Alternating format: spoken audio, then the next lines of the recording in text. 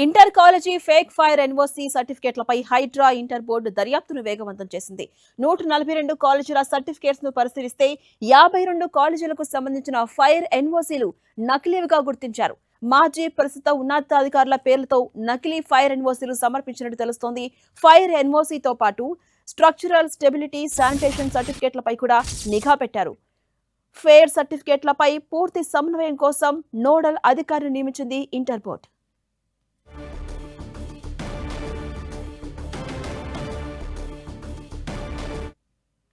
ఇదే అంశంపై మరింత సమాచారం మా ప్రతినిధి రాముడు అందిస్తారు. రాముడు, మనం చూస్తున్నాం inter college fake and fire ఎన్ఓసీల సర్టిఫికేట్లపై అటు హైడ్రా ఇటు ఇంటర్ బోర్డు దర్యాప్తును స్పీడప్ చేసింది. అయితే మొత్తం 142 కాలేజీ సర్టిఫికేట్స్ ను పరిశీలిస్తే 52 కాలేజీలకు సంబంధించిన సర్టిఫికేట్స్ అన్ని కూడా నకిలీగా గుర్తించింది. అప్డేట్స్ ఏంటి? ఎస్ ఝాన్సీ రాణి, ఇది ఒక పెద్ద చర్చనీయాంశంగా మారింది విద్యా వ్యవస్థలో. ప్రధానంగా ఇంటర్ బోర్డుకు సంబంధించినటువంటి అంశం కాబట్టి ఇటు తల్లిదండ్రులు లక్షల మంది ఇంటర్ విద్యార్థులు ఉన్నటువంటి నేపథ్యంలో ఈ అంశాలపైన తల్లిదండ్రులు కూడా కొంత ఆందోళనకరంగా ఉన్నటువంటి పరిస్థితి. ప్రధానంగా చూస్తే ప్రతి ఏటా తమ రిజిస్ట్రేషన్ రెన్యువల్ చేసుకోవాలి అని అంటే, కాలేజెస్ రెన్యువల్ చేసుకోవాలి అని అంటే దానికి సంబంధించినటువంటి కొన్ని ఫండమెంటల్ పేపర్స్ అవసరం అవుతాయి. అందులో ఒకటి ఫైర్ ఎన్ఓసి చాలా ముఖ్యమైనది. అంటే ఆ భవనంలో ఎలాంటి అగ్ని ప్రమాదం జరగకుండా ఉండే విధంగా అన్ని చర్యలు తీసుకోబడ్డాయి. ఇందులో అగ్ని ప్రమాదం జరగదు, ఒకవేళ జరిగితే దాన్ని వెంటనే నివారించి ఎవరి ప్రాణాలకు ముప్పు లేకుండా చేసేందుకోసం ఈ ఏర్పాటు చేసినటువంటి ఫైర్ ఎక్విప్మెంట్ అంతా కూడా సిద్ధంగా ఉంది అని ఒక సర్టిఫికేట్ ఇస్తారు. ఆ సర్టిఫికేట్ను నకిలీది సబ్మిట్ చేశారు. అంటే అందులో ఫైర్ ఎన్ఓసి అంటే ఫైర్కు సంబంధించినటువంటి ఎలాంటి పైపులు కానీ, మోటార్లు కానీ, నీటి వ్యవస్థ, ఆ ట్యాంకర్లు కానీ ఏవి కూడా ఉండకపోవచ్చు అనేది ప్రధానంగా ఆ ఫేక్ ఎన్ఓసి యొక్క ముఖ్య ఉద్దేశం. అదే అన్ని కరెక్ట్గా ఉంటే మంచి ఎన్ఓసీలు సబ్మిట్ చేస్తారు. అంతేకాకుండా శానిటేషన్ సర్టిఫికేట్ కూడా ఆ బిల్డింగ్కు సంబంధించినటువంటి, ఆ బిల్డింగ్లో ఉండేటువంటి శానిటేషన్ టాయిలెట్స్ కానీ మిగతా వాటి పరిస్థితి కానీ ఒక శానిటేషన్ సర్టిఫికేట్ జిహెచ్ఎంసీ లేదా లోకల్ బాడీలు, మున్సిపల్ బాడీలన్నీ కూడా వాటిని విడుదల చేస్తాయి. ఆ శానిటేషన్ సర్టిఫికేట్ను అంశము, దాంతోపాటు బిల్డింగ్ స్ట్రక్చరల్ స్టెబిలిటీ, ఆ బిల్డింగ్ ఏమి ఇబ్బంది లేదా, కరెక్ట్గానే ఉందా అనేటువంటి అంశాలు. అదేవిధంగా కొత్త బిల్డింగ్ అయితే దానికి ఆక్యుపెన్సీ సర్టిఫికేట్ ఉందా లేదా, అది కమర్షియల్ బిల్డింగా, రెసిడెన్షియల్ బిల్డింగా, ఇలా అనేక అంశాలతో కూడినటువంటి వివరాలన్నింటినీ కూడా సబ్మిట్ చేయాల్సి ఉంటుంది. ఆ తర్వాతనే అది రెన్యువల్ అవుతుంది. అక్కడ పనిచేసేటువంటి ఉద్యోగుల వివరాలు కానీ, వాళ్ళు బోధించే వాళ్ళ స్టడీ ఏం చదువుకున్నారని, ఇలాంటి అన్ని అంశాలకు సంబంధించి ఇప్పుడు ఒక అంశం బయటకు వచ్చింది, అందులో ఫేక్ సర్టిఫికేట్స్.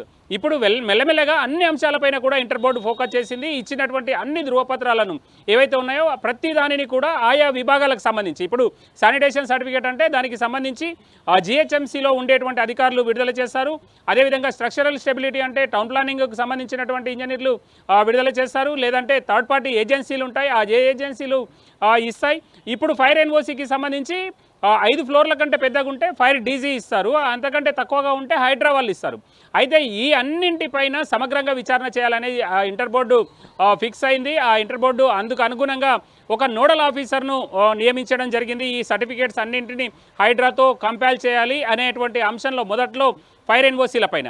అంతేకాకుండా మనం చూస్తే వీళ్ళు పెట్టినటువంటి ఫైర్ ఎన్ఓసీలకు సంబంధించినటువంటి పేపర్లు ఏవైతే ఉంటాయో, ప్రధానంగా ఆ పేపర్లు ఏవైతే ఉంటాయో వాటన్నింటి విషయంలో కూడా కొంత జాగ్రత్త తీసుకోవాలి.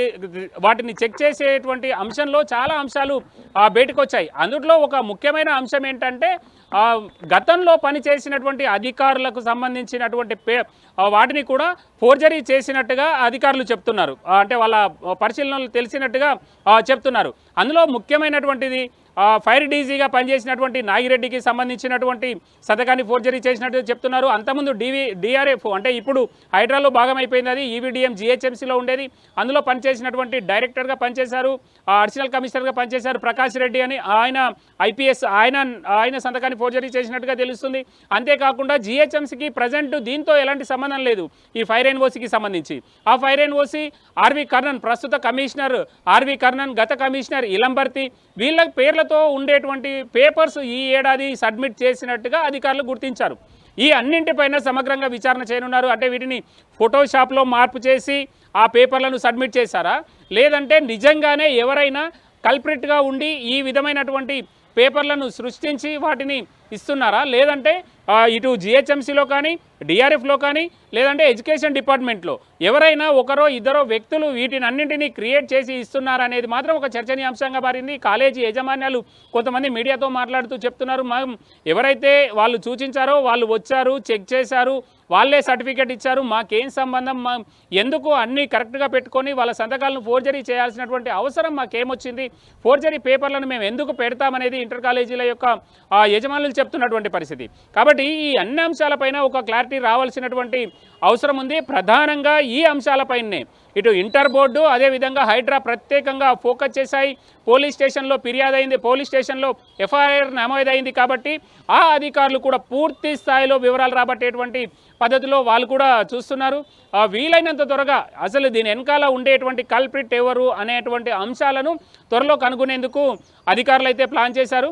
అయితే ఇంటర్ బోర్డు ఒకటే చెప్తుంది, వదంతులను నమ్మకండి, కాలేజీలు ఏవైతే అక్రమాలకు పాల్పడ్డాయో అలాంటి వాటిపైన మేము తప్పనిసరిగా చర్య తీసుకుంటాం.